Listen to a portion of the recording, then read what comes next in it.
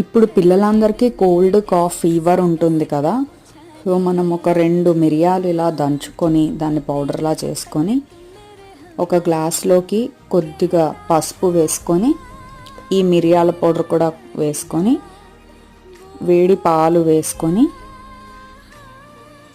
taste కోసం కొద్దిగా salt add చేసుకొని